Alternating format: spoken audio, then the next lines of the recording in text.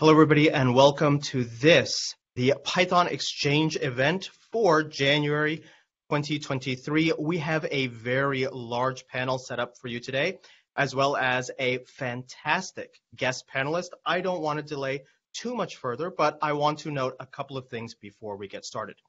Note that these sessions are recorded, and a recording will be available after the event. We'll be sending to you on email, and you can also find it on the Python Exchange website. Do note that if you have any questions, please do make use of the discussion widget and the Q&A widget, and all of the panelists will be monitoring both of those during the presentation, during the prepared remarks, as well as during the Q&A section, and would be more than happy to answer those questions.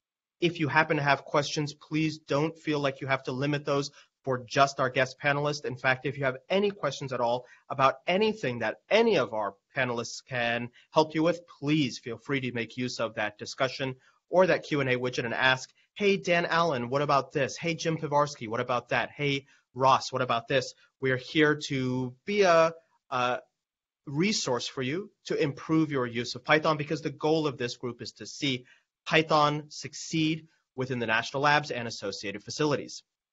Do note that if you work at a classified site, please do not share any information that you are not authorized to share, either in the Q&A widget, in the discussion widget. Use your best judgment and do pay attention to the policies as appropriate and as dictated by your facility. And so with that said, I'm going to share my screen in just a moment and introduce you to our panelists for today's event. Today, we are joined by a number of host panelists, as well as a very special guest panelist. We're going to have some representation not only from the core Python language, but also from the steering council, as well as an expert in topics such as instrumentation and optimization of Python code. And so behind me, you'll see my screen. I'll, of course, hide in the corner here, and I'll give each one of our host and guest panelists an opportunity to introduce themselves. I'll set the format for them. Of course, if you have any questions after this event is over, or if you want a copy of the recording, please do visit our website, meetup.dopi.org. But starting off with our host panelists, each one of our host panelists down the line will introduce themselves. I'm James Powell. I'm from NumFocus. I serve as the chairman of the board of directors, and they'll share with us in just one sentence the kinds of questions that they would be more than happy to answer for you in the Q&A widget, in the discussion widget. Any of the questions they're here to answer for you. And so if you have questions of the form, why do they call it a tensor? Isn't a tensor just the fancy word for a vector? I'd be more than happy to answer a question like that for you, or to answer questions about projects in the open source scientific computing community that are fiscally sponsored by NumFocus. How do you join one of those projects? How do you contribute to one of those projects? How do you make your project one of those? Those are the kinds of questions I'd love to answer for you. Next up, we have Dan Allen from Brookhaven National Laboratory. Dan, what kind of questions would you love to answer for people today? Sure. I'd love to talk about building communities across the national labs to sort out what parts of the software we can share and what parts we need to specialize on. Fantastic. Next, we have Tom Caswell from Brookhaven National Lab. Hi, I'm Tom Caswell. I guess I'm happy to answer questions about matplotlib visualization and how to maintain a large-scale project in the sci-fi space. Next, we have Matthew Carbone, also from Brookhaven National Lab, but from a slightly different part of Brookhaven. If you'd like to clarify the distinction there, Matthew, in addition to telling us what kind of questions you're here to answer. Sure. I'm from the Computational Science Initiative at Brookhaven National Lab. I'm primarily a researcher. I do a lot of machine learning work, a lot of software stuff, physics. So anything related to numerical scientific computing, I can definitely help with. Fantastic. We're also joined by Ross Barnowski, who was a previous guest panelist here representing Caltech. Ross, what kind of questions would you love to answer for our audience members today? Hi, I'm happy to answer anything. To be completely honest, I think I just clicked on the wrong link. I'm mostly here to hear Pablo, but I'm happy to answer any question that I can. Currently work on NumPy and NetworkX. Oh, fantastic. So questions about NumPy and NetworkX. Next up, we have Jim Pivarsky, who is one of our previous guest panelists and a real hotshot when it comes to, I believe, high energy physics. Jim, you're here representing Princeton University. What kind of questions would you love to answer for people today? I also came primarily intending to listen, but considering the change of plans, I will. I'd like to ask. I'd like to talk about Numba, the Numba project, which I'm not a member of, but I work closely with it with my work on Awkward Array. And the reason that I would like to focus on that here is because there are some issues between Numba and the core development that I'd like to see fixed. Oh, fantastic. So if people have questions about how they can use Numba in their work, I'm sure you'll be a great resource for them. Next up, we have Daniel Margala representing NERSC. Daniel, what kind of questions would you love to answer for folks? Sure. So I'm at NERSC, and one of my primary roles at NERSC is to support scientific Python users on our new GPU supercomputer Perlmutter. And so I'd be happy to answer any questions kind of related to supporting the variety of packages in the Python ecosystem, and especially getting those to work on the large distributed GPU system. Fantastic. And I think we're missing just one name from our list. Jan, I noticed that you were able to join us just at the last minute today. Jan Janssen from Los Alamos National Labs. Jan, would you like to briefly introduce yourself and tell people the kinds of questions that you could help them with today? Sure. Yeah, my name is Jan. I come from the Los Alamos National Lab. I do workflows in Python, and I contributed quite a lot to the Conda Forge community. So roughly 500 packages, and I'm close to reaching 100 million downloads with these 500 packages. So they get some popularity in the material science community, and I guess for us it was a big step to no longer having to compile the software and get all the dependencies, but be able to insert simply. So maybe that's something we can transfer to other national labs or other communities of science to really embrace Conda Forge there. Fantastic. We have a great set of host panelists for you today, representing all sorts of different use cases with Python throughout national labs, as well as associated facilities. But I am very happy to introduce you today to our guest panelist, Pablo, who will be representing the Python Steering Council and is also a very well-established core developer. Pablo, what kind of questions would you love to answer for people today as part of our Q&A section? Hey, hi everyone. So I would love to talk anything about Python and Python the language and what things, how the governance model work, how we add features to the language, but also I would love to discuss anything that can help, building bridges between different communities of library maintainers and users and the Python core team. As normally we seem like this mysterious group of people that drive the language, but we always like to be in contact with the community. So any question regarding that, I will be happy to answer. And additionally, I would love to talk about the difference between a tensor and a multidimensional array. I think that will be a fantastic topic. Fantastic. Now, I noticed when looking at our list of attendees that I see a couple of names that have been to many of our previous events. We are always looking for new host panelists. Please do reach out to us and let us know if you'd love to be a part of the discussion on stage with the rest of us, beyond just what you can do within that discussion widget and that chat widget. We would love to have you. But with that said, let us start with our very first activity for today's session. As with all of these calls, we like to start with a little bit of a coding activity. Then we'll go into the prepared remarks from Pablo. Then we'll open it up for some generalized Q&A.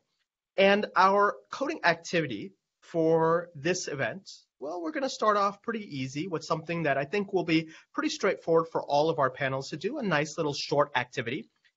We have some code that was written by a scientist to solve a very, very, very small problem. And they come to you and they say, could you review my code?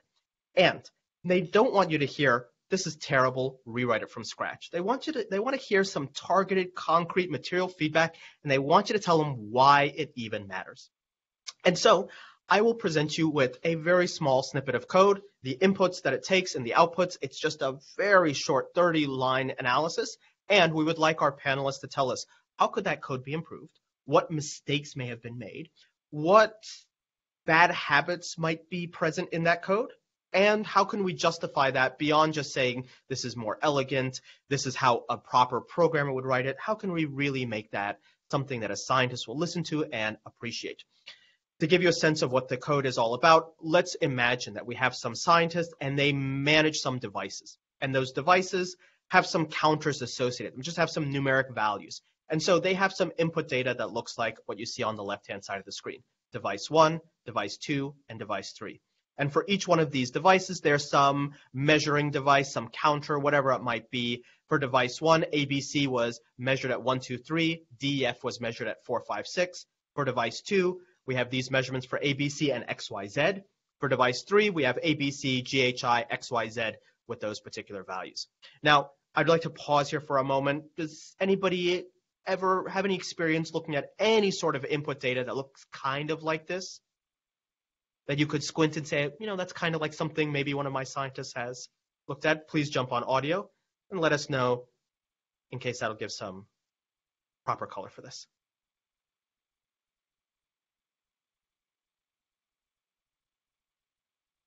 Well, I'll assume that it's maybe just a little bit general enough that we all can get a good sense of that.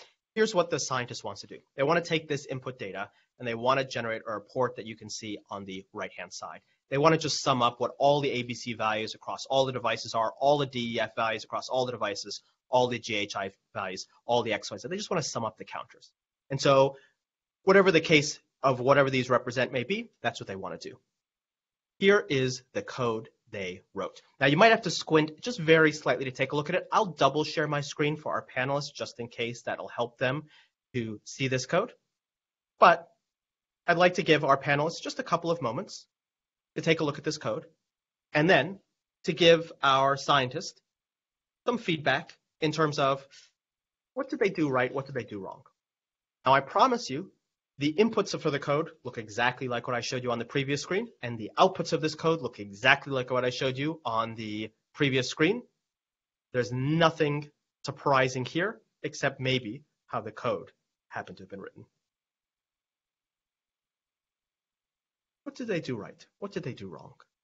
What could they have done right? I'll open it up for our panelists as they see fit to jump in and tell us what they think. I'll jump on one. Seems like there's an opportunity to make the file name that it runs on configurable. If it's usually called hardware CSV, maybe that would be a better default value to run a report than a hard-coded value. Absolutely. And I think that's a very, very direct thing that you could motivate for them. You could say, well, what if you happen to get a different file name? Now, on the other end, Dan, should this function just print out the total values? Return from the function and then print in the main block. And by the way, that's the cutest way I've ever seen a main block written. I don't know if I've ever seen that before. You know, these scientists are very resourceful, so they find something that works and they jump on it. Does anybody have any comments about some of the cuteness that you can see here? Like this, if name equals main cuteness here, or this unpacking cuteness. Is that something you'd steer them away from, or you just say, look, you know, it works, just move on with your life. I don't care that much.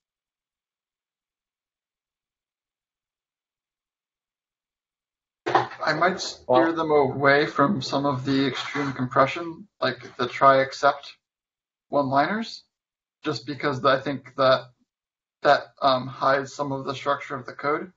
But I assume this also was written to fit on a screen. Fair enough. Fair enough. What would you tell them to motivate them to write their code in a particular style? Because we know that sometimes the finer points of formatting are lost on our scientific users. I think being able to skim the code and see where you're handling exceptions is extremely useful if things are or are not failing the way you expect. And so them being hidden in one line like this, it's easy to, if this were part of a bigger program, you could miss that you're handling errors in here. Whereas by splitting it out so you see the extra level of indentation, there's a clear visual indication there's something related to error handling going on there, and that you should look there if your exceptions aren't coming out. Can you make it even more direct for them? Would you tell your scientists, look, if you run some auto formatter on the code, then when you ask me to help you with your code, I'll be able to get back to you faster. Immediate consequence for the action that you want them to take? I would not hesitate to suggest scientists make use of an auto formatter like Black, just so that they don't have to ever think about spacing, quote types, and any of those things, or line wrapping. It just takes care of it for them. And they can focus on getting their work done, which is what they should be focused on. I guess I might still ask them to put a doc string at the beginning of the function, because if I just get this function and I don't see the example input and output, I would already have a hard time to just quickly grasp it just from looking at it. So if they just have like a short description of what this function does, it's going to be helpful for me, but that's also going to be helpful for all the other people who might look at it. And then we can see how motivated they are to do this, maybe go a bit deeper and think about do we really need the full power of pandas here, or can this be done in a more simple way? Jan, Yeah. should they have even bothered with pandas in the first place? There's a lot of stuff here that looks very anti-pandas, like iterating through each row of the data frame, absurd drop NAs all over the place, this concat. Could it be the case that they read somewhere on Stack Overflow CSV files, import read CSV from pandas, and totally missed that the Python standard library has a CSV module? In fact, Jan, I have a question for you. Is this really CSV data in the first place? No. Why not? I guess because you changed the separator and you don't have the same number of columns per row. Oh, very interesting. So CSV is more than just commas separating values. It's that idea of data with a fixed number of columns. And I think what we can see here is because this scientific user decided that they wanted to use pandas because somebody told them to use pandas, they completely ignored that just because the data had a CSV extension, maybe it wasn't really CSV data. Maybe they should have just used the Python standard library CSV.reader. Very nice. Other comments that you would have to guide them to improving the code? And I think, Jan, if you were to give them that guidance, they might have to do more work themselves, but in fact, the code would end up being much shorter. I know I wrote it both ways. And I have a version that's much shorter and simpler without pandas. Go ahead, Jim. Well, one thing that was bothering me is the dict comprehension for counts. For k comma v in something that isn't a dict at all. In fact, it's an iterable that is only one. It's a list of length 1. You know, the square brackets xsplit. So it's a list of length 1 with 2 things in it because you just split around an equal sign. And then you're doing qualitatively different things to the left and right, the k and the v. So you know what? I just noticed just talking through this that there's 2 fors. There's 2 for loops in this one comprehension, which is sometimes justified if you want to, you want a nice one-liner in order to flatten some list. But this is all very scrambled.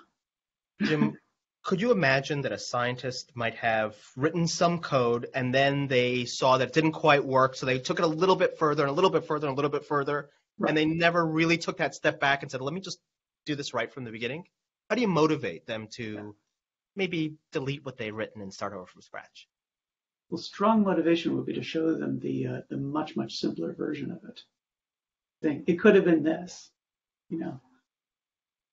But I also can see how this would happen, you know, especially if, like natural selection and like evolution can be at work on a code base if, the blind watchmaker is making little code edits until finally the result is right. Very good. And it's definitely a hard habit to break, stepping away and kind of rewriting some of the code from scratch. Now, I noticed we haven't heard from Daniel Margala, Ross Barnowski, Pablo, or Matthew Carbone. Any comments on this code, improvements that you might encourage the user to make? maybe you could see the use of parts of the standard library that the scientists might not be aware of, like default dictionary in the collections module or counter in the collections module. How might you encourage them to make better use of the Python standard library and things which already exist that they're reinventing from scratch? If you allow me to make some comments here, I think one of the great ways to encourage scientists to actually use that. For instance, I think you're referring to the fact that at the end there is all these counts in the devices, and it's kind of like doing this try except with the only the only reason there is this try except is because the first time you find one of these things in the dictionary is not there, so you need to initialize it to something. There is many different ways to make that try except not needed, like you mentioned, the fold or counter. But I think that becomes it obscures the interesting part here, which is that this code is doing very typical things to do when you're reading a file. You first read the file, then you try to massage the structure of the file into something that you know how to deal with, and then you accumulate some data into something. And these different operations are actually very well defined. The tools that you will use for them are very well defined within the standard library, and sometimes you need pandas, right? In this case, I don't think you really need that. Maybe, if the CSV is ginormous, maybe you will reach for it, but it doesn't seem like the case. So something that I always encourage to, even if it's not like immediately, use the fold or use counter, is to just split this thing into different functions that just does this thing, right? Like parse file, change data into the thing, and then return result. And immediately you will start seeing things that are common. For instance, you will see, why I need to print this thing, like this function that accumulates. So it's going to give me the result. It's not going to print it. It's going to give it to someone else, right? And the same thing for the pandas stuff at the beginning. Like maybe I'm using pandas to read the CSV, but maybe there is other ways, right? Maybe you can switch to something else in the future, like Parquet, right? And what you will find doing these little steps, or what I find with the people I work with, is that immediately they start remembering the tools, right? They know, they will recognize the pattern. I'm just aggregating all these results into buckets. I know that a counter may fit, or sometimes a default date. And here, for instance, the counter may be a bit more difficult to read because, depending on how the data is presented, you may need to do a weird comprehension inside the counter. And the default lake is kind of straightforward. It's not much bigger. So, but you see, when you split this function into different ones, you will see all these different decisions instead of a big blob of tasks, right? Like, well, I'm doing all these things. So I would say that the best advice that I will give is like break this thing down, and when you start seeing patterns, then you will start learning about the tools. Because the other way, like if I point out, maybe you could use a default dict, then the scientist is going to learn, maybe in this particular block of the code, I will use a default dict. But like the key here is like first the task, then the tool for the task, and that is the way it will stick. That's how I will approach it. Pablo, I think that's fantastic, and thank you for that. I'm surprised nobody said, hold on a second, scientists, don't write just one giant function that does everything. Write smaller pieces. Does anybody want to comment on this habit that we might have to write that one mega function that does everything at once, and to resist maybe thinking a little bit more incrementally? I think it happens a lot with object orientation as well. Yeah, I see this a lot. And it goes back to the sort of push-pull in science of, do I write code quickly to get my results, and in doing so kind of mortgage my future, right? Like I basically tell my future self, like, too bad, deal with it. You're going to have to figure out what this does again, in 2 weeks. Or do I take the time now, delay the science a little bit, and write the clean code, write the modular code? It's funny. I can't think of a good reason to write code in huge blocks anymore. I broke that habit in grad school, and it only flares up when I have an especially complicated numerical thing I'm doing, right? Like I can't beat a for loop, so I have to use a for loop and do something, right? And it's a long thing. But I mean, yeah, the modularizing your code is super important. It's going to make it your future self will thank you. Right, if you write little functions and you document each little function, even if it takes longer. Yeah, that's my 2 cents, I guess. Fantastic. Now, do we have any final comments from Ross or from Daniel Margala before we move on? There's a question from the audience. Let's take a look. In the chat. And there was a question on whether or not we want to store some information that we're not doing anything with. There's one thing that I'm kind of curious about.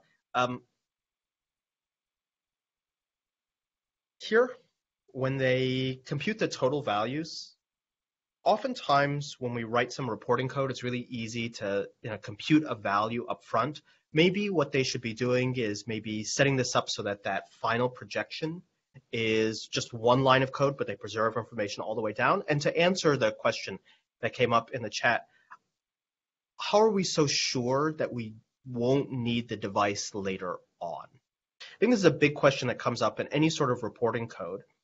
It's very easy to write the report just to what you happen to need right then and there, to compute very eagerly exactly the summary statistics you have. I worked on a data system once where there was a lot of data being collected, and the people in charge of collecting that data said, well, there's so much data being collected, we'll just sample, or we'll just take averages every 15 minutes. And then a couple of months later, somebody asked for P99 and P95 values, and you cannot reconstruct P95 and P99 from average data.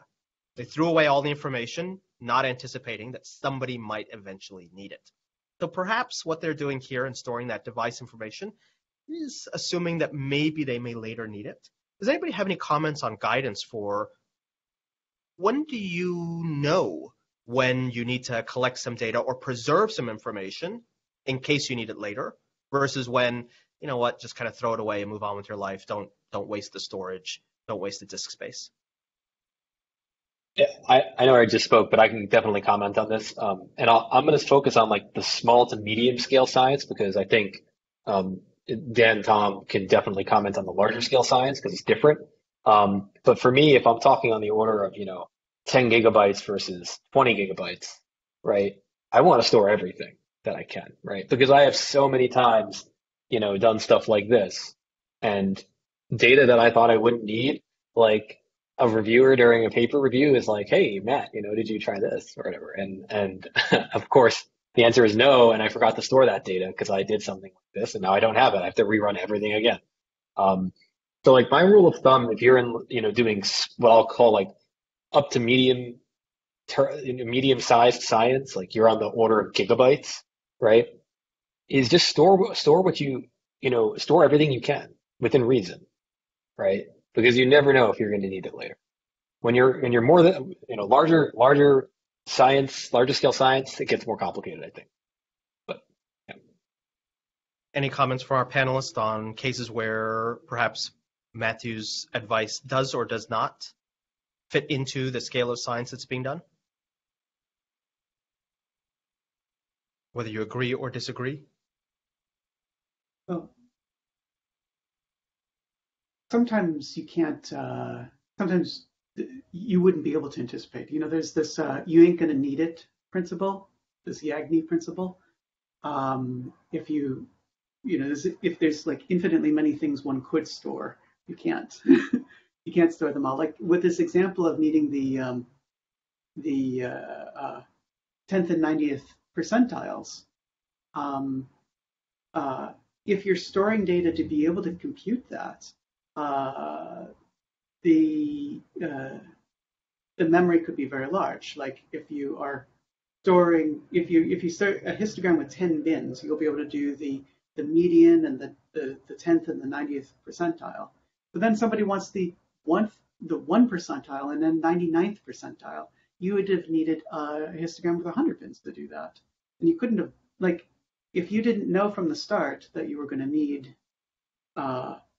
percentiles, you can't guess which percentiles. Mm-hmm. So what guidance do you give when the data is too big to just store everything, as Matthew suggests at his scales, but you anticipate that you're going to need more than what you might be currently storing? How do you find that nice sweet spot? Or do you just suffer and then just suffer the mistakes that you make? I will go with that. Yeah, fantastic. Especially if you're talking about like medians and percentiles, that is not a storage neutral way to collect intermediate values to get that information. Fantastic. Any final comments before we wrap up our coding exercise?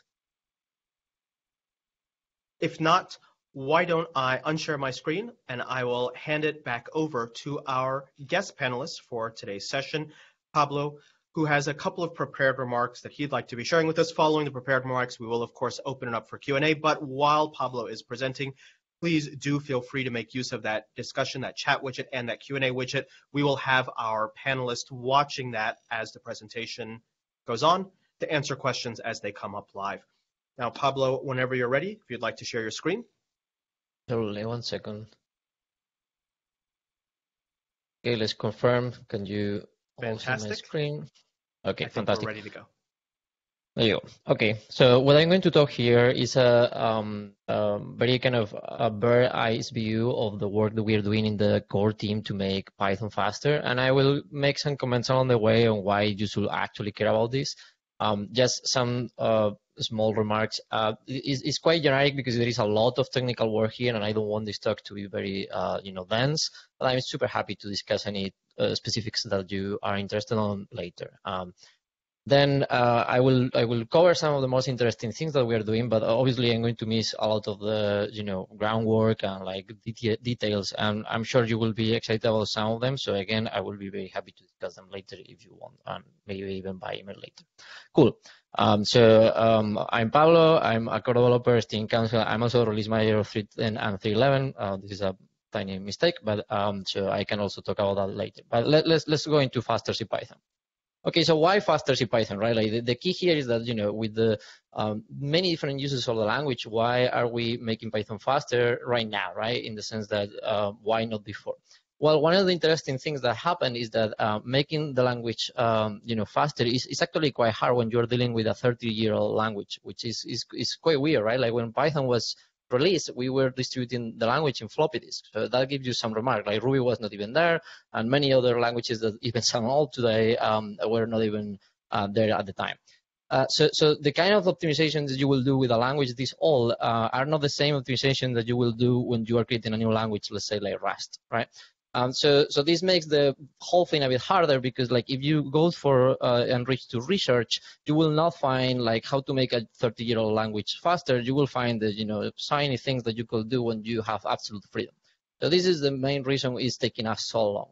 So why you should care? Well, no, maybe scientific applications are leveraging code that is native. And we will talk about this thing very briefly, but there is a lot of tooling that you for sure will use that is using pure Python. And by Adam's law, like at the moment you have any specific big, slowdown just by the use of the language, you cannot optimize that by using other, compile tooling behind that. So you really care because you don't want the language to be in the way when you have optimized absolutely everything about your science. So let's go into the details.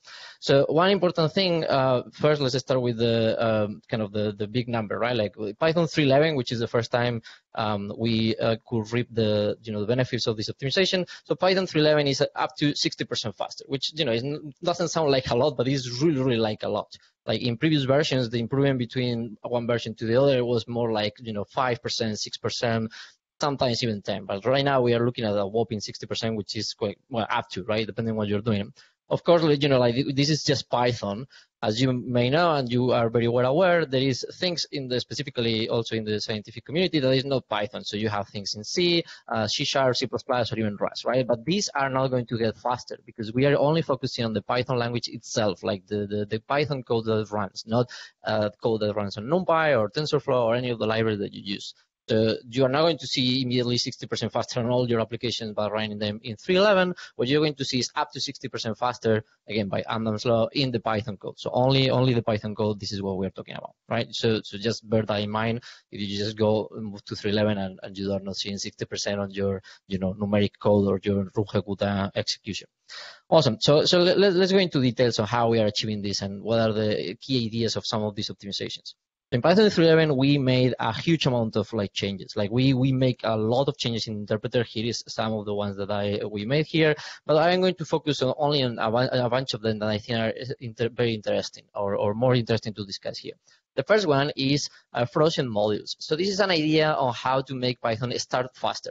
Why you care that? Because if you make a command line application made in Python, obviously if it's going to start some big application that is going to run for a long time, you don't really matter that the application starts very fast. But if you make the tiny tools made in Python to maybe read a file and change the format or something like that, you start caring about this, because it doesn't really offer a great user experience if it takes this half a second to start, right? So that's not good. So normally when you start a Python program, what the interpreter needs to do for sure is to evaluate the file. For that, it's going to load the PYC file if it's there. This is the cache file that is hanging around in your PyCache directories. Then it's going to marshal this file. This means that it's going to read the individual bytes and it's going to make sense okay, this is a code object, this is a string, this is a number. And then once that's there, it needs to start to heap allocate all these things, right? When it figures out that, oh, I have a code object here, I have an integer, I have a float, it needs to ask the system for memory to hold the thing, because at that time it's just on the file, right? So it needs to say, okay, I need to load this thing on the RAM. And every of these operations needs to be done for every of the standard library files that are used when the interpreter starts, which is a lot of them, right? The interpreter needs the standard library itself to start, right? Or at least some of them. So what we did is that we say, okay, well, what if we can just get rid of that? And the idea is that we just have that thing done, and when the interpreter starts, has that ready. So conceptually, what happens is that you have the Python interpreter on the left. That's what the symbol is going to represent, and then you have all these files that are hanging around. And reading those files is quite expensive. Grabbing them from the file system is something that you don't want to do. So what we did is basically grabbing those files and getting them inside the binary.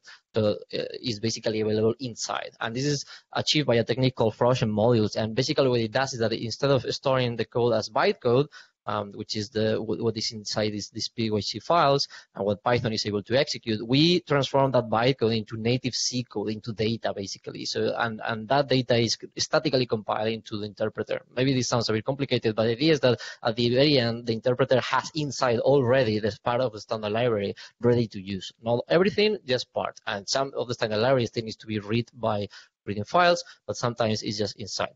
You can actually check this using certain programs. For instance, in Linux, what you're seeing here is all the system calls every time the interpreter goes to the operating system to ask for some resource or something that needs to be done.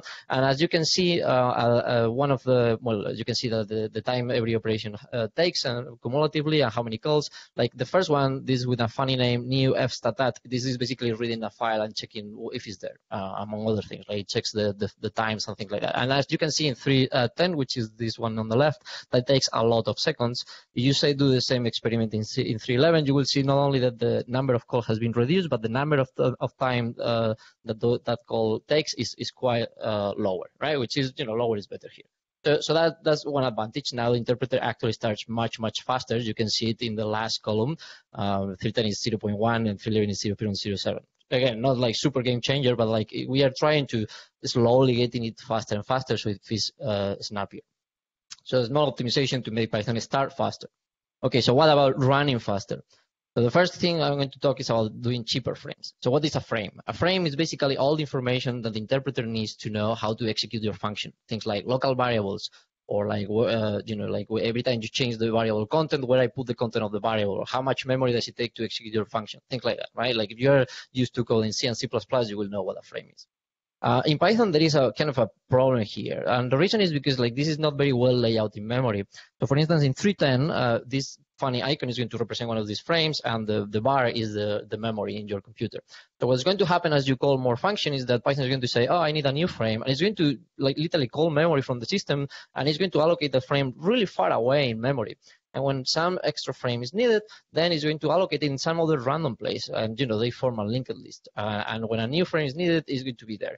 And this is fun. This is really bad because if you are aware of how memory more or less works, when you have something that is very close together and you access it from left to right, that is going to be very, very fast. And this is neither close together and it's not read sequentially. So that's quite bad. And this makes calling functions and uncalling functions, like basically return from functions, very slow.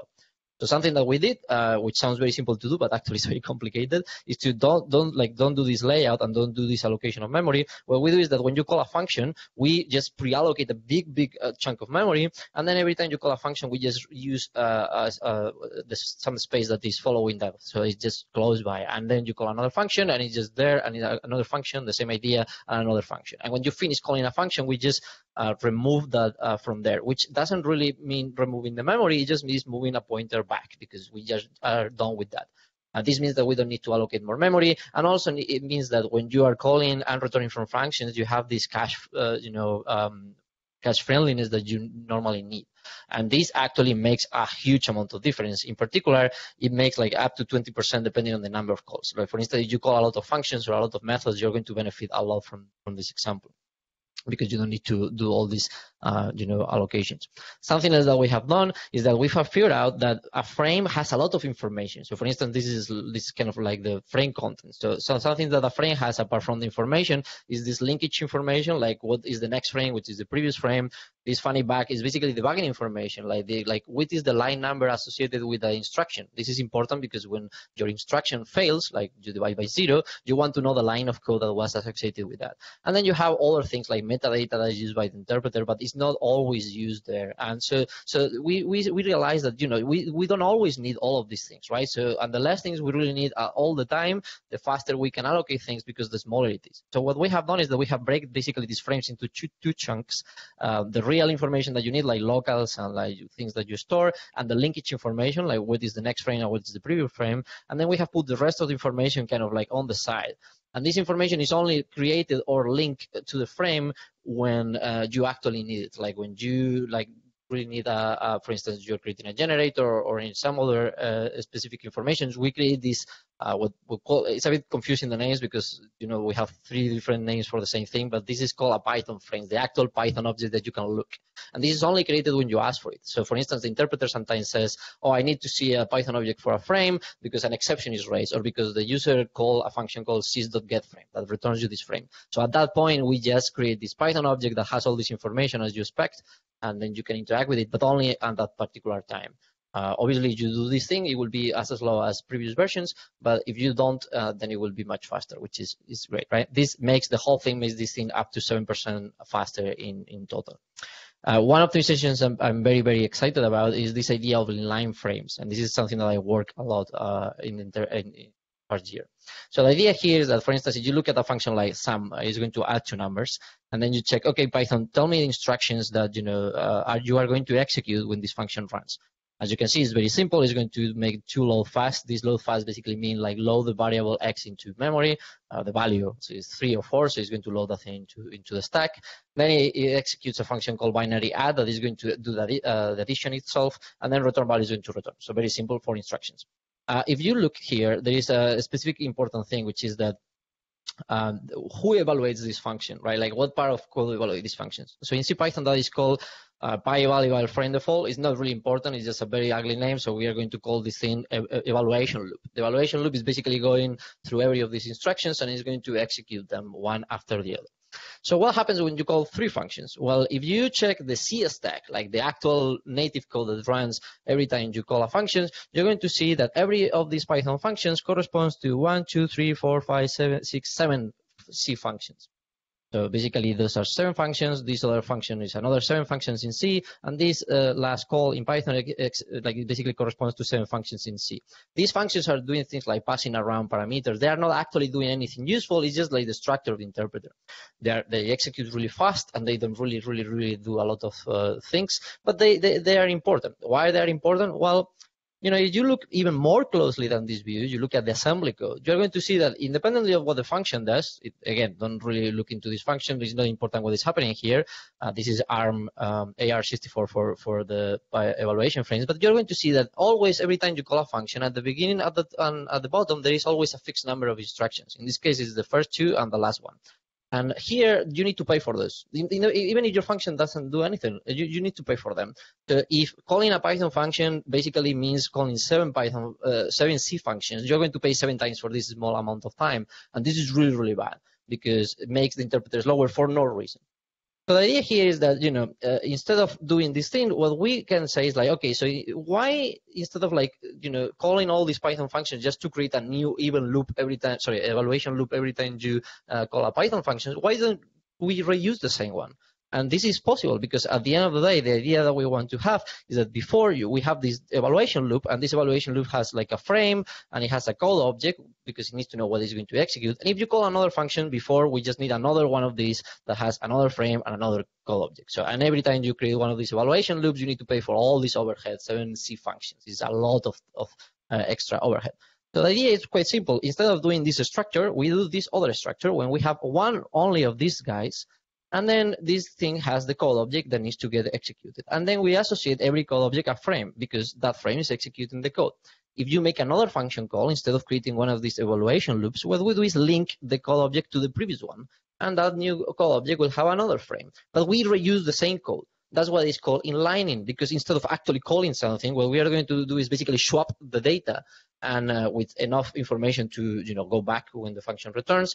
Basically, the link is here, and we don't need to call another C function. We just swap the data inside, and this basically allows us to skip these 7 C functions every time you call Python code. This actually means that in theory, if you only call Python code, there is no recursion limit anymore. You can make the recursion limit as big as you want, as long as you don't call NumPy or things like that, or parts of the standard library that are making C.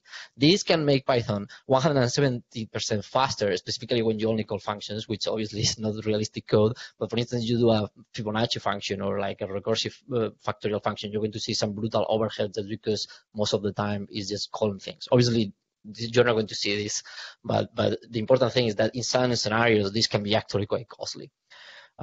The last thing that I want to discuss very quickly as well is something that we are very excited about, and we are even making better in Python 3.12, which is called quickening. So what is quickening? The idea here is that, let's go back to this function, for instance, just add numbers. Again, we have seen this code here. But if you look closely, you will see that this binary op, like this is how it's called in Python 3.11 and 3.10, I think. This binary op is quite generic. It doesn't know what X and Y is. Like, it can be anything. It can be strings, and when you add the strings, they concatenate them together. It could be numbers, and if you add integers, then it does something different. If you add floats, it could be an integer and a float. And this thing needs to figure out all of that. Like, binary op needs to do all this crazy work about like, oh, what are you? Oh, you're an integer. Okay, let me just do the thing for integers. And that, every time you call it, is really, really costly. So quickening, basically the idea is that when you call this function a lot of time, like around 1,000 times, with the same data, the interpreter is going to figure out that you are calling this function with the same data, for instance, 2 integers, right, or 2 floats, or 2 strings. And then it's going to change the code on the fly, and it's going to adapt to it. For instance, if you call this function a lot with like integers, first it's going to basically, with floats in these examples, or 100 times, then it's going to change to this other version that we are seeing here. First, it has made something that we call a super instruction, because all this code starts with 2 loads, like for X and Y. And here what it does is that instead of doing like one load and then the other load, it's doing 2 loads at the same time. The reason there is a third load is because we cannot change the number of instructions, but this second instruction, that is the single load fast, never gets executed. So the first instruction is everything and jumps 1. And then you are seeing that there is this binary op adaptive. So this thing has learned that you're passing floats. And that thing is going to, well, in this case, is particularly at this time is still learning. If you keep calling with floats, the binary op is going to be called binary op floats, add float. But in this, as you can see, the instruction itself has changed. And if you keep calling and calling and calling, it's going to change to it's going to change to another thing that just knows how to add floats, and that is going to be extremely faster than just the generic version. And this is really, really good. If you start passing some other data, then it's going to figure out that you are not calling it with floats anymore. So it's going to go back to the adaptive version. It's going to try to learn again. If you're keeping passing different data, it's going to, stop trying to learn, because learning is a bit slower than just doing the whole work again and again. But if you keep calling functions with the same patterns, which is something that you probably are doing constantly, then it's going to be much, much faster. And this is really, really important. There is a lot of different instructions that the interpreter has, so we have implemented only a bunch of them. Particularly in 3.11, we have implemented all of this. So things like, access subscripting list and calling things, and like accessing attributes, loading globals, binary operations. But in 3.12, we plan to add even more than just this. This is the, let's call it easy ones. They were not easy. But the idea is that, with all these things, every time you do one of these things, the interpreter is going to learn that you're calling it with the same things, and it's going to make it faster. In particular, how fast? Well, this can be 20% faster, just because it's a very typical thing that you're calling the same function with the same kind of data. Not the same data itself, like 3 and 4, but the same kind of data, like integers or floats. And you're not changing the same function to just suddenly, call it with the strings or something like that. James, how are we on time? Maybe I'm very close to the end. Depending on how we are, I can talk about an extra one or just leave it here and start the discussion. Feel free to take as much additional time as you need. I think this is a fantastic discussion, or fantastic set of remarks. So the last one I would like to mention, we call it faster dictionaries. And as you can see, some of the things, and the reason I choose these particular optimizations were because we are trying to attack different topics. The first one, as you saw, is about making interpreters start faster, because that benefits a specific set of users, like command line tools, for instance. Then I talk about like how we make the runtime faster, like when you're running Python, how we make it faster. So there's this idea of faster frames and things like that. And how we can leverage repeated patterns in the interpreter, because that is something that happens a lot. So what I'm going to show you is another way that we are attacking this problem, which is how to make faster like certain accesses, but also how to make objects smaller, because that is important, right? Like not only making things faster matters, but also not bloating your memory with just all this extra metadata that we need, all right? And that is quite important for us. So we are also trying to tackle that problem. And this optimization that I'm going to talk, we call it lazy dictionaries, and it's a bit of a mix. It does both things. It makes it a bit faster, and it also makes objects a bit smaller. So let me go into detail. So imagine you're doing just this, right? Like you have this code, have an instance, and then you access an attribute on the instance. As you know, Python is extremely dynamic, and this simple operation really can be very, very complicated. Sometimes you can look at these crazy diagrams that you can see online that will tell you everything that happens depending on the structure. Like you have meta classes and things like that. It really doesn't matter. You don't need to know any of this, but it's just that simple line is very, very complicated. But it's also quite common. It's very, very common to access attributable instances. Is the core of object-oriented programming, maybe with the exception of calling things on the instance, but it happens all the time, and it needs to do a lot of work to go into there. But even if you ignore this, just even if you don't care about this thing, and you just zoom into the easiest case ever, which is just I have an instance, the instance has inside a hash table, and I just want to get the thing from the hash table. So you just forget every of this complexity and just look, okay, what do I need to do in the simple case? So let's look at what you need to do. So let's start with the object.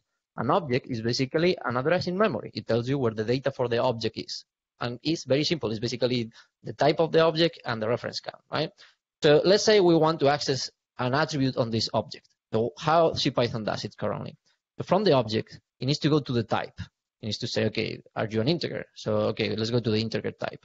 Why? Because the object itself turns out that it doesn't know where the dictionary of the object is. That's like there is historical reasons, but that's what happens. The one that knows where the dictionary is the type. So the type has a particular field inside that you also need to access. So there is 2 pointer the reference already that will tell you how far from the beginning of the offset is the dictionary. So once you know that number, you go to the offset to the object again. You move your pointer that many bytes, and then you find the dictionary. Fantastic. That's another object. In this particular is the object dictionary, right? But that thing is a given offset from the original that you started with. But you're not done because you have the dictionary, but you want the actual value. So you need to go and access the keys of the dictionary because you want a particular attribute, let's say foo. So you need to go to the hash table and find the key foo and doing the hashing and all that stuff. And once you have that, you need to reference yet another pointer to get the value. So if you start counting arrows, there is a lot of arrows just to get one single attribute in the easiest case possible. All these following arrows takes time. Why? Because every time you access a pointer that is very far away from the start, you need to throw all the cache out. And if you do this again and again and again, you cannot benefit from the cache that is very efficient inside the CPUs, right? And this is really bad. Not only that, but also it takes time because you need to read another memory location and then another memory location and then another memory location. And that is bad. So what we have said is that, okay, we already know that most objects like of the same type, normally they have the same attributes. We already know that. It's quite common, right? If you have a class house has door and window, normally all instances of the class house will have door and windows. Python allows you to do more than that, but normally most of the time, most of the objects of the same class will have the same things. And we know that from a long time ago. But we can now use this knowledge to go a bit further and improve all these arrows. So the way we do that is that instead of having that thing there, we are going to do the following. So the type of the object now is going to have the common keys. So in the case of the class house, it's going to know that most of the time houses have doors and windows, and we store door window in the object. So when we want to access the value, instead of doing all this, like, where is the dictionary and blah, blah, blah, well, it turns out that we don't really need a dictionary. Like, why would we need a dictionary? We don't really need the whole full Python dictionary with a hash table inside. All that thing is not necessary. We just need the keys and the values. And first thing, most keys are mostly the same. So let's just store them in the type. And this is more or less how it's laid out in memory right now, but we can now even leverage it more because we don't need to really go to the dictionary. So when you just have the simple case, all the objects have the same keys, and you access one attribute now, it's going to just do one jump to the type. From the type, it's going to go to the keys. If you're asking for one of the keys that is there, like let's say door, then it's going to tell you, instead of like, oh, where is the dictionary? Let's go to the dictionary access. Instead of all that thing, which is very complicated, it's going to tell you an offset in the object where the value is. So now, instead of having a dictionary and the dictionary has keys and values, we are removing the dictionary and we are storing the values on the object itself and a fixed offset. And the keys are in the type. There is a bit of complication here that I'm obviously not showing, but the idea here is that we don't need the actual dictionary object. That is the whole key of this idea. The dictionary object is just for, for convenience. But it's not really needed. So we don't need to know that it's an object in Python. We don't need to know that it's a dictionary. We just need the keys and the values. But you may say, okay, but like this is a simple case. What if I do I access __ dic __? That needs to give me a dictionary. When you do that, then we say, okay, now you're asking for a dictionary. We need to create it, and we will create it for you, and we will change all these arrows to a more efficient shape. But now you have the dictionary, so the dictionary will work the same, and you can access the dictionary. An interesting insight here is that if you ask for the dictionary, we need to create it, so the object is going to get a bit bigger. So if normally you try to access the size of an object by doing like size of the struct plus size of the dictionary, you are implicitly creating the dictionary, so it's going to be bigger than the real answer. That's a small, tip. But as you can see here, only if you ask for it, then we create it. Now the access is a bit more inefficient, but it still works. So existing code will not know that we are doing all these things. And it will keep working. But if you are doing efficient access, which you are doing anyway most of the time, then it will be better. Obviously, you can say, well, but this is great if you are always using windows and doors as the keys. But what if I now have a specific house that has now a coffee machine or something? Then we will create also a new set of keys, and we just switch the arrow from the dictionary to this new set of keys that is exclusive to that particular object, and the access will be even more inefficient. Because now we need to figure out that there is two set of keys and things like that. But the thing is that even if you do that, it will keep working normally. The important thing here to know is that if you compare the number of arrows in the best case and before, we have less arrows, we have less objects, and therefore we have faster access times and less memory. In particular, this can give you even to 30% smaller objects if you really do like efficient access patterns, and the actual memory offset from the from the actual objects are good enough, which I can explain later what good enough is. But in the best cases, you can get up to 35% as we measure. Well, and these are like three of the ones that I'm more excited about. Of course, there is many more details here that I'm missing and many more optimizations that we have worked hard about it. But we keep track of how things are going, and obviously it's not just from one day to the other. So we have this web page which really looks like a C programmer learned HTML yesterday. So I acknowledge that the web page is not the most exciting one, but it's speed.python.org, and in that we run a bunch of benchmarks. So we have this idea of a macro benchmarks, which is obviously not like as big as a scientific application, but there is things like embody simulations, and different kind of algorithms like ray tracing, recharts, time marks, things like that. And we keep track of how fast all these macro benchmarks are over time, and we know the effect of the things we do, and we are keeping an eye on this all the time. So not only we know, how fast Python is getting from one version to the other, but also we know how if some of the optimizations we made actually made some go faster, but not some others. And this is public. This is something that you can see. Release managers look at these numbers, and obviously some of these benchmarks will be faster. Then, as you can see here, this is from one of the snapshots. I think this is in one of the last betas.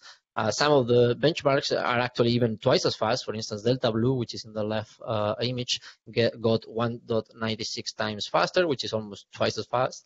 Some others are a bit like 10% faster, like depending, right? And maybe, I think that the last one is 6% faster, something like that. So, your mileage may vary, but most of the time we see a lot of speedups. Sometimes we see no speedup whatsoever because you're using a lot of compiled code.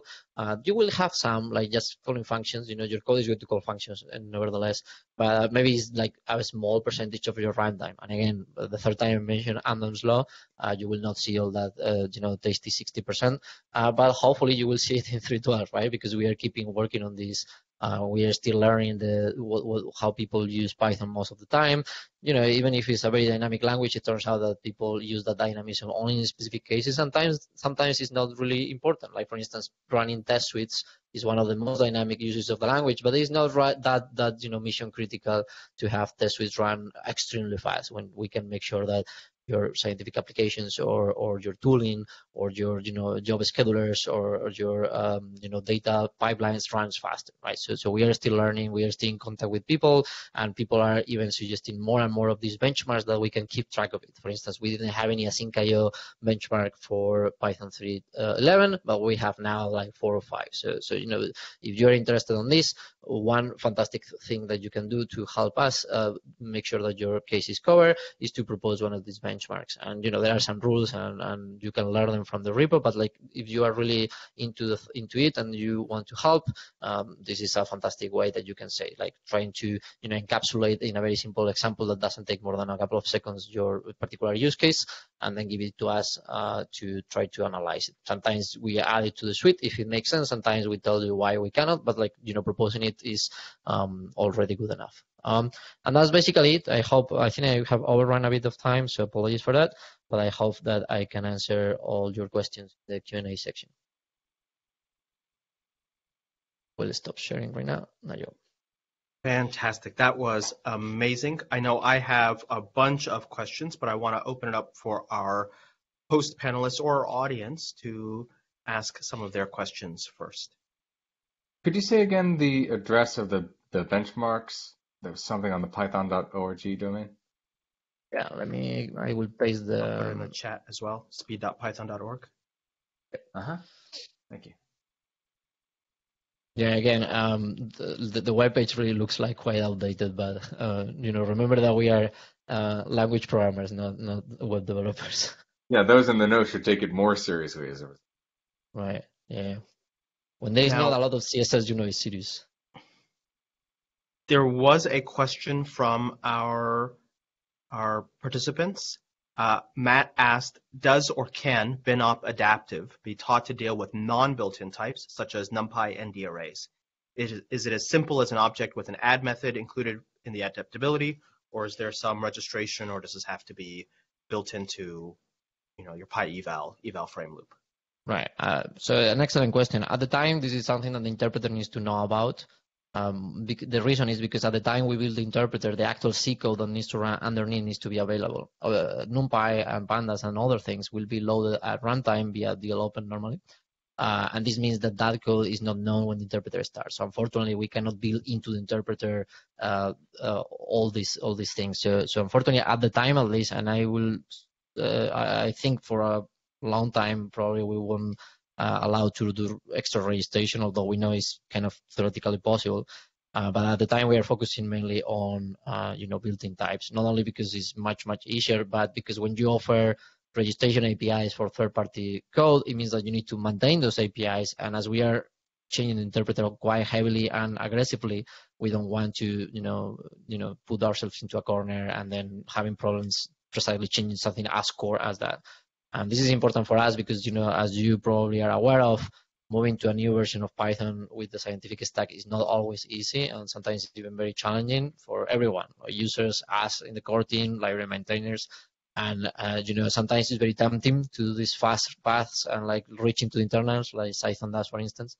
But sometimes you have to pay on the other side. Now your code won't work on 3.12 as easy. So right now we are being very cautious, but it's theoretically possible. There was another question in two parts. The first part was, are there plans to keep focusing on speedups beyond Python 3.12? Yes, so I didn't mention this just because of the lack of time. So this is mainly driven by a team at Microsoft called the Faster CPython team that Guido van Rossum, which is the creator of the language, is driving there. But also some collaboration. For instance, I have 50% of my work time to work there, a part of my open source time, and there is more collaboration there. And these people, as of today, are still hired by Microsoft. So there is still, hunger for continuing the project, and we have already plenty of things planned for 3.12. And probably in the future. Well, things, it depends, but yes, certainly 3.12 or even more, as long as everyone is happy with the collaboration, and so far they seem to be. Yep. The second part of the question was, are there plans for a version of CPython without the global interpreter lock? And I presume they're referring to some of the recent attempts to eliminate the global interpreter lock. Is that? Well, that we need another entire session to answer. I will do my best here. So the short answer is yes, there is plans for it, in the sense that there is a proposal and that a person called Sam Gross proposed. So he is an excellent technical person. He works at Meta, and he spent a lot of time these past years making a prototype of a version that doesn't have the GIL, and he made a proposal. Regarding your actual question, I suppose if really that will ever happen. Well, it's very difficult to say. It certainly is possible. So right now we are evaluating the proposal. The proposal is very dense. It's one of the fourth most long PEP or something like that. So it's quite big. It's quite technical, and among other things, it introduces very important changes here. And these changes affect the Python ecosystem, and specifically the computing ecosystem and the scientific ecosystem. Why?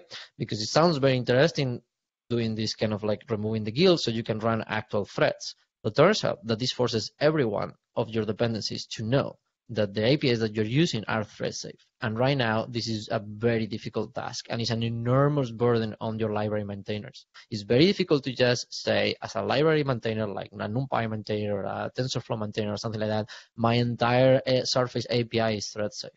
It's very difficult because most of these libraries were built on the assumption that there is something big that protects your thread and safety.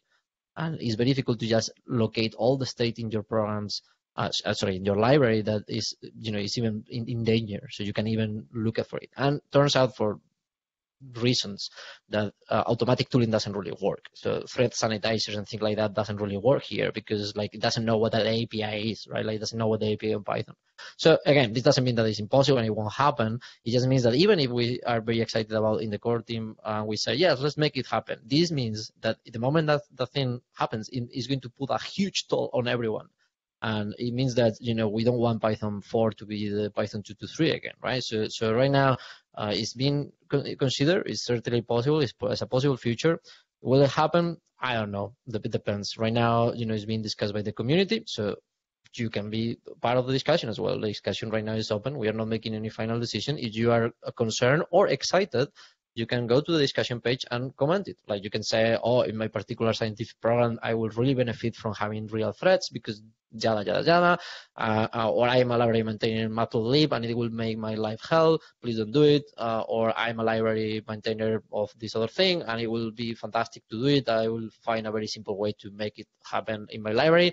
We really want to know about this because at the end, we don't want to make people suffer for no reason, and we want to know all the problems and all the benefits for everyone, right? So right now, the best thing you can do if you are excited about it or you are afraid of it is to go to the discussion thread and comment it on, because otherwise we cannot know what your concerns or excitement is. So sorry for the kind of complicated answer, but I hope that mostly covers it.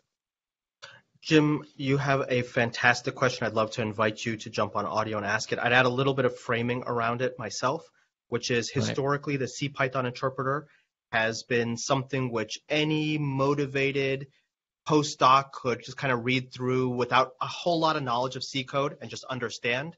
And with some of these optimizations, it reaches a level of complexity where that's no longer the case. Jim, would you like to share your question? Sure, yeah. So the question comes is primarily through Numba, but uncompile 6 is another use case. These are both packages. Numba in particular is it takes a function, a Python function, looks at the bytecode and replaces it with LLVM in order to run that restricted function. Not everything can be compiled like that. But it can be like hundreds of times faster. So it's a big qualitative distinction. Mm-hmm. So it's a fairly large team and quite a lot of momentum behind it. But with each new Python version, you can imagine the bytecode is different, and in particular, the bytecode is more subtle and more complex because it's being well optimized. So there's this one need to make regular Python execution faster, and then there's this other more niche but still real need to be able to do things like what Numba does or what uncompile does in order to disassemble it. Hearing about the problems that the Numba team has with each new version, and it can take many months to adapt Numba to a new version of Python, I've been wondering if it might be possible, since this works by a decorator, there's like a at numba.jit, and then there's your function. Right. If it might be possible to introduce some sort of mode for decorators, specifically decorators, to say that this particular function that follows the decorator is not optimized bytecode. It's some old version of the bytecode, some simple, stable version that would give developers like Numba and compile an easier time. Right. So let me answer. There is many. Thanks a lot for the question. It's super interesting. And I want to actually touch many things that you mentioned. So sorry if so bear with me. I will be a bit of a long answer. The first thing I want to say is that I acknowledge this. This is very important. My background is actually physics, so I'm very aware. I have used Numba actually in the past. There is a problem here. First, the challenge, not a problem, like a challenge. The challenge is that there is in the Python world in particular, and I think this is more acute in Python than in other languages, that there is all these things like Numba or Python or like very core applications on the Python ecosystem reach from undocumented and internal parts of the interpreter, right? The bytecode is not documented to be stable. This means that we can change it on every version, right? There are other parts that more or less are stable, like AST, and there is still no guarantees. And there is other parts that are very stable, like the APIs that we offer. We already have a huge burden maintaining the APIs that we offer. You can imagine the incredible burden of maintaining the other things. This doesn't mean that we don't care, right? This is very important. For instance, Python comes again and again and again, and it's even like a bigger surface problem, not more important, but it's a bigger surface problem just because it has more users everywhere, and it's a core dependency that, users have this trouble moving to new versions because something that Python used to reach for secretly now doesn't work because it's not there. And we have this conversation with the Python team. First thing I want to say that we are aware of this problem. But I want to highlight first that it's a very challenging problem because we are already having a challenging problem maintaining and evolving the APIs that we actually say that they are stable. And now when we have to consider all these other cases, it's just an unbound number of them. So for giving you some light to this, it's not only these tools like Numba that you mentioned, but also like profilers. Profilers need to reach into very core and internal parts of the interpreter, things like PySpy or Austin, or I don't know, now there is a lot of them. I myself maintain a memory profiler as well that does the same. And these things break every time you change the version. Sometimes this means that, you just need to change because that's what you buy in when you are a profiler author. But the same way the Numba team buys into the thing. But sometimes you break irreparably, and now it doesn't really work because there's no way around it. So in that case, and this is very important, the most important thing is tell us, because right now the Numba team has an issue open for moving to 3.11, which is, I think, is very popular for users to go there and say when this is going to be fixed and things like that, putting a lot of pressure on the team.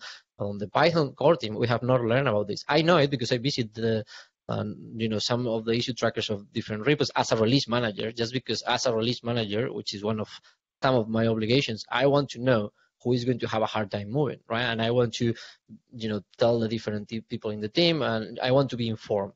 But to discuss in depth these issues, we need some representative or someone from the team to tell and say, hey, look, we are having all these challenges on 3.11, what we can do. And this is just one page of the problem, because, for instance, there is people maintaining JIT compilers, and you can imagine that it's the same thing. And they have other problems, right? They want to have callbacks on call objects and things like that. And the more we give to this group, the less we give to the other group, because JIT compilers don't only want to not have the decorator that you're proposing, but they want to forbid that to even happen, because they will not able to JIT compile the whole thing, because they don't even have they are not operating on the vehicle level, right? And they have their own evaluation loop, so they don't want everyone to own that part of that, right? Because otherwise they will need to uncompile it and de-optimize it.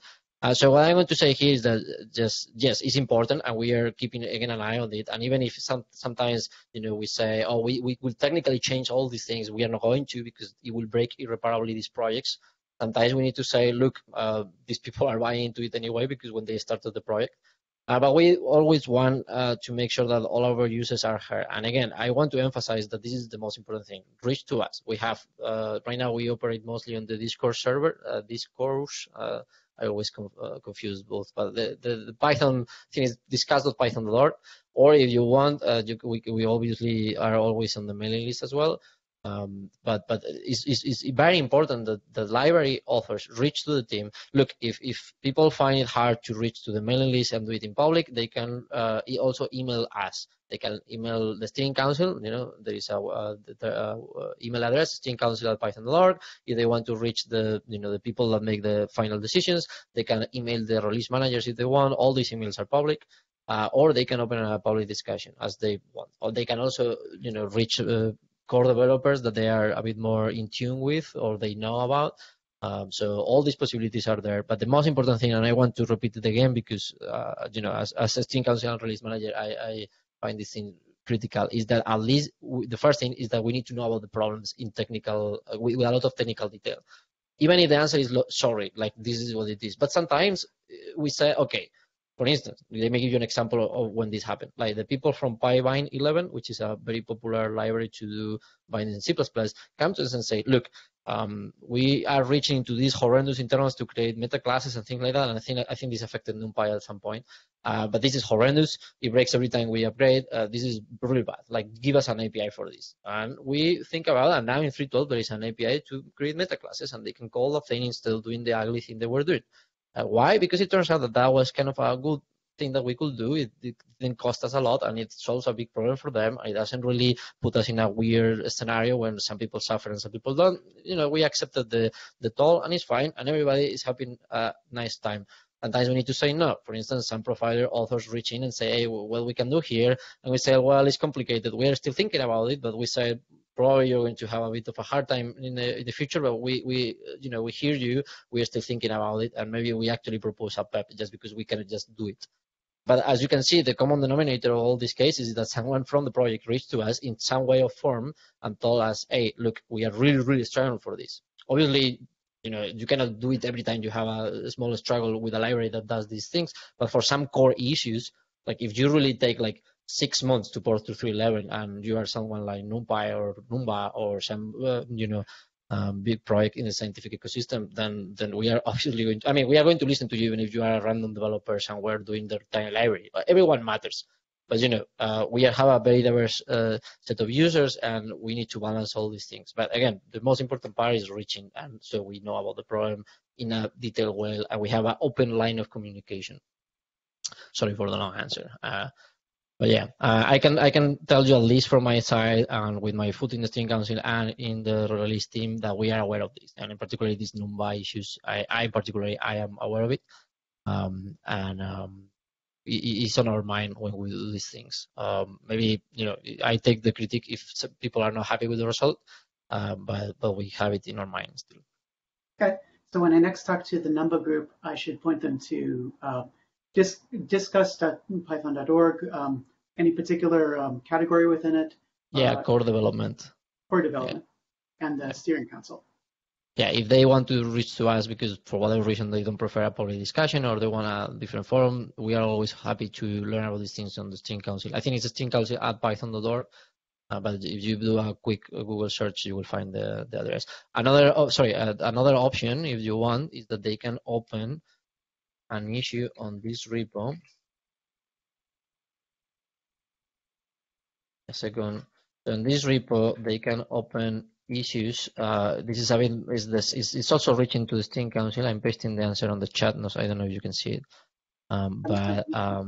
Yeah, so it's Python/steering council. So here is the same. It's communicating with the steering council, but in a more public way. So this is the kind of path that people do to propose PEPs, like Python enhancement proposals, but also other things like we are discussing about this and it's impossible to reach an agreement. What should we do? So, but also like, hey, we are the maintainers of blah blah blah, and like we want to reach to the steering council because this and this reason. Obviously, a more public discussion is better, but sometimes if you want to directly go to the steering council, you can. So I hope this gives you some options. Great. And I think we have time for one final question before we wrap. I know, Ross, you have a fantastic question. I'd like to invite you to jump on audio and present that question for Pablo. And Ross, you may be muted.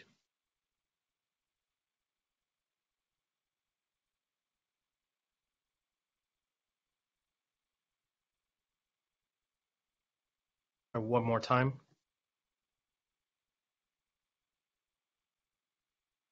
I'll pose Ross's question while he sorts that out. Right. He wanted to know, Pablo, to your knowledge, have there been any conversations among CPython developers regarding the use of static typing information at runtime for further quickening? Now, Ross, do see if you can get yourself on audio if you need to add any additional detail, but I'll leave it at that for Pablo. And an excellent question as well. The answer is yes. So not only this has been discussed, but also there are certain other implementations of Python or forks of Python, like Cinder, which is the one that Instagram maintains, that actually leverage this. There is a bunch of caveats here. One of the caveats is that for making it really, really fast, they need to implement what they call static Python, which is like a opt-in restricted set of things when you can say, oh, this importing this module won't have side effects and things like that, and understand definition of side effects. So it's not that easy as just, oh, here's some types and figured it out. The reason it's not that easy is because there is this idea of, sorry if I'm getting into a lot of technical detail. I can give you a more high level view if you want, but like there is this idea of guarding, and the guarding is basically saying, okay, I promised you from my type system that this thing is going to be an integer, but what happens if it's not? And the reason is that crashing is not an option. Like it's never an option, right? So even if you say it's an integer and we believe you and we put the optimization there or whatever, we always need to check if you really pass an integer or not, right? And sometimes the check is more expensive than not doing the check and doing the generic thing, depending on the operation and the particular function or the type, right? And this guarding needs to be done on every possible path and intersection of the different types. Like what happens if this is an integer and this is a float? What happens if you pass me the thing on the reverse? But it gets quite complicated. And there is all this idea of like guarding machinery. So how this make this guarding efficient? And this is something that JIT compilers need to do, because JIT compilers need to say, can I optimize this function with native code? And what happens when that doesn't happen? I need to undo this and have the generic code. So we share some of these concerns. This is done in Python right now with like, I will call it a bit of primitive guarding, in the sense that we have some guarding, for instance, for has this dictionary change, or if you alter the type, for instance, or has this function code change or things like that, or has this been optimized. But like guarding for every single type and function is complicated, and we don't want to make a kind of naive version that optimizes something but de-optimizes the whole world. So we are investigating what we can do and how generic we can do it.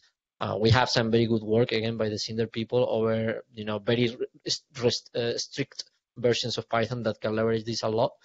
But we are certainly looking into it. One of the efforts actually that we are doing in that direction or general direction is that we are actually changing a bit the Python compiler, the thing that basically compiles your code, and to make it a bit more flexible to start adding these things around. And we are still very early talks. We're even thinking about exposing the internals of the Python compiler so we can prototype in Python these changes in the Python compiler. So we can say, well, it's not production ready, but can we iterate a bit over this idea of typing instead of having to write C code? Can we expose these things? Obviously, we don't want to expose very core things of Python because we don't know what happens. We know what happens. Like what happens is that James Powell comes in and does some atrocity. But like it's always a thing to consider. But yes, this is something that we're considering. I just want to communicate that it's very tempting, but it's also very complicated. It sounds very cool in practice. Sorry, in theory. In practice, it's complicated. But we are exploring some options around and even preparing a bit the code base for some possibility. And again, some code that you can use, like Cinder is actually open and is compatible mostly with CPython. Well, I think it's 100% right now. You can actually leverage that speed by using Cinder if you want. So that's another possibility. And of course, there is MyPyC and Python, I think, in some way or form uses that information to create compile code. So you still have options if you really want to leverage those hard, types in your code base to make it faster. Obviously, with drawbacks. And in general, we are looking into it in CPython, but complicated. Doing things on CPython is always more complicated than doing it in third-party projects for many reasons. But yeah. Again, sorry for the long answer. Hopefully, I give you some color into the problem. Fantastic. Thank you for that, Pablo. I want to thank our guest panelists as well as all of our host panelists for helping us put together a fantastic first event of 2023. I want to wish everybody a happy new year, and I hope to see all of you for our next Python event. Now, do note that the recording of this event will be available shortly. We'll be emailing you once it is posted on our website. And I would love to see each and every one of you for our next event, which will be on the 22nd of February, featuring, I believe, the fine folks from Tut Institute talking about projects like UMAP and so on. Now, Leland McInnes and John Healy. Thank you for all of your fantastic questions as well as the fantastic comments. I hope you all enjoyed this event, and I'll see all of you next time.